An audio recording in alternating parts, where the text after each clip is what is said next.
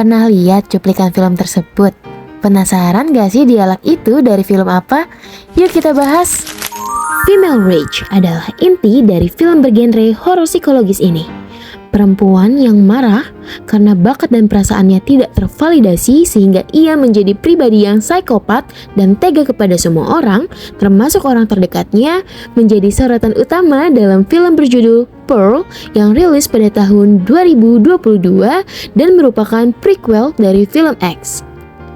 Film ini disutradarai oleh Ti West dan Mia Goth.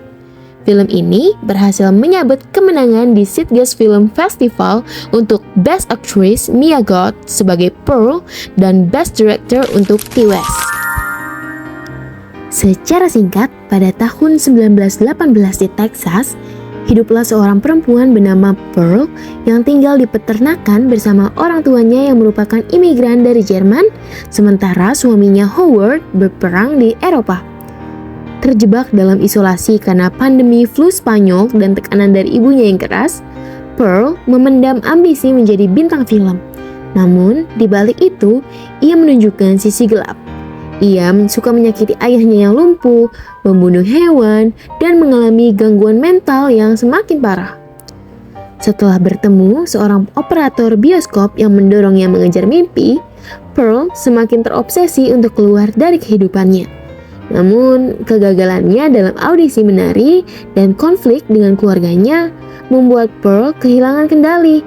Ia membunuh beberapa orang terdekatnya, termasuk ibunya, ayahnya, operator bioskop, dan iparnya sendiri. Ketika Howard pulang, ia disambut pemandangan mengerikan. Mayat-mayat membusuk di meja makan dan Pearl yang tersenyum lebar sambil berkata, I'm so happy you're home.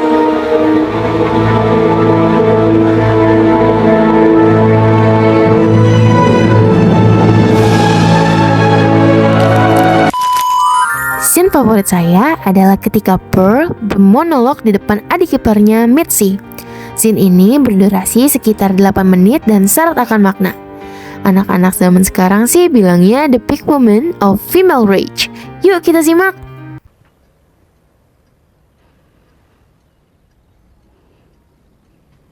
Howard. Go ahead, bro. I hate you so much for leaving me here. Sometimes I hope you die. Sorry. Awful letting it know, but it's the truth. I was curious about the other man. I'm sure you don't want to hear about a stranger satisfying your wife, and I swear it was only once. It was a mistake. It wasn't him that I wanted, I know that now. I wish things could just go back to the way they were before, but I don't see how they could. Not after the things I've done. What else have you done, bro? Oh, Howard. I realize how this all must sound. Honestly, there was a time I was flattered to have someone as handsome as you pine over me. You're such a good person, I know that. I made sure to always be mindful with your heart. I never wanted you to feel jealous. It's an awful feeling like a rot, the way it just twists and turns at your insides.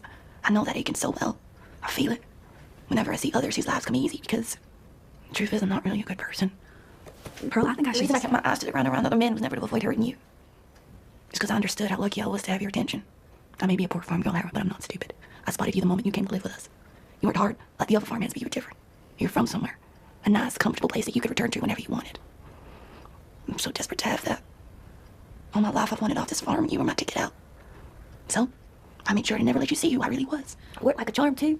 Then, when you finally brought me back to your home to meet your family, it was just as I hoped. Life straight out of the pictures. At least that's what it felt like to me. And you didn't want it. You just wanted to stay here on our farm, and that made me so angry. How could you? Certain you I hated her, you must have. How could you be so selfish and cruel after all I'd done to make you happy? I was even pregnant with your baby. I never wanted to be a mother. I loved the feeling of it growing inside me. I felt that sickness. Pulling, sucking on me like some needy animal in the barn. How could I be responsible for another life? Life terrifies me. It's harsh and bleak and draining. I was so relieved when it died. It was one less weight keeping me trapped here, but then the war came and you left me too. Why did you leave me, Howard? I hate feeling like this. It's so pathetic. Do people like you ever feel this way? I figure you don't. You seem so perfect all the time. Lord must have been generous to you. He never answers any of my prayers. I don't know why. What did I do? What is wrong with me? Please just tell me so maybe I can get better. I don't want to end up like Mama. I want to be dancing up on the screen like the pretty girls in the pictures. I want what they have so badly. To be perfect. To be loved from as many people as possible. To make up for all my time spent suffering. Sometimes I wake in the middle of the night and the fear washes over me, because what if this is it? What if this is right where I belong? I'm a failure. I'm not pretty, or naturally pleasant, or friendly. I'm not smart, or funny, or confident. I'm exactly what Mama said I was, weak. I don't know why. What did I do? Why wasn't my family like yours? I hate what it feels like to be me and not you. I'm so scared that when you finally come home, you'll see me and be frightened like everyone else is. I know what I've done. The bad things. Terrible, awful, murderous things. I regret them now, but I liked how they felt. I wish I didn't, but I did. At first, it was only animals smaller than myself. Nothing but feelings, nothing that could hurt me back. Felt good. Killing's easier than you'd think. Till recently, Mama and the boy from the picture house, they were different. They were more meaningful. I hurt them so they too might know what it feels like to suffer, but poor Teddy didn't deserve that. I wish I had done what I did. Mama meant well. She had a hard life. She only wanted a home to feel safe, and I can see that. I thought I hated her, but I just want to feel safe too. Howard, I made such a mess of things. I don't know how much more I can take. I need to clean this up. All of it. I need to make things right before you see me again. Maybe if I can turn this farm into a home for us like you wanted, things will finally be different. I can forgive. I can be who you want me to be. If you'll just stay with me. Will you do that, please? I can't be all by myself anymore. It's too hard. We can love each other. I'll do that for you. If you really meant all that, till death do us part. It'd be enough. Just you and me here on this farm. All I really want is to be loved. I'm having such a hard time without it lately.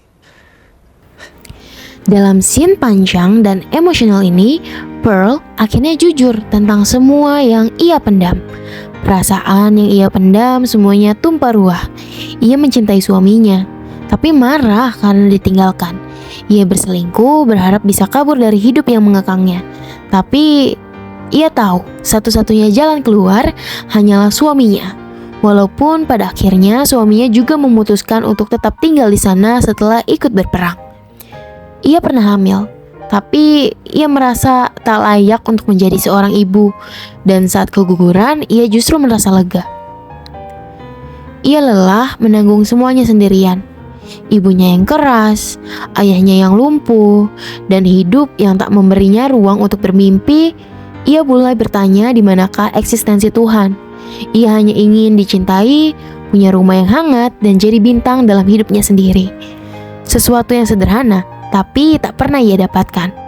Pearl mengaku telah membunuh tanpa rasa bersalah. Tapi di akhir ia sadar dirinya tak jauh beda dari sang ibu. Keduanya hanya ingin merasa aman dan dimengerti. Scene ini kemudian menjadi favorit saya karena entah kenapa secara tidak langsung saya merasa terhubung dengan Pearl. Bahkan hampir semua perempuan paling tidak pasti pernah merasakan apa yang dirasakan Pearl. Inilah yang saya sebut sebagai the peak moment of female rage. Perempuan yang telah lama terkekang dalam hidupnya pasti akan melakukan resistensi apapun itu bentuknya. Bentuk resistensi Pearl adalah menjadi pribadi yang mati rasa dan membunuh semua orang di dekatnya. Bahkan menurut saya, eksistensi perempuan adalah resistensi itu sendiri. Perempuan paling banyak dirugikan dalam masyarakat patriarkal konservatif seperti di dalam film ini. Maka dari itu, scene ini adalah simbolisasi perlawanan dari segala bentuk tekanan dan pengekangan hak yang sampai pada perempuan seperti Pearl. Sekian penjelasan dari saya, hidup perempuan yang melawan.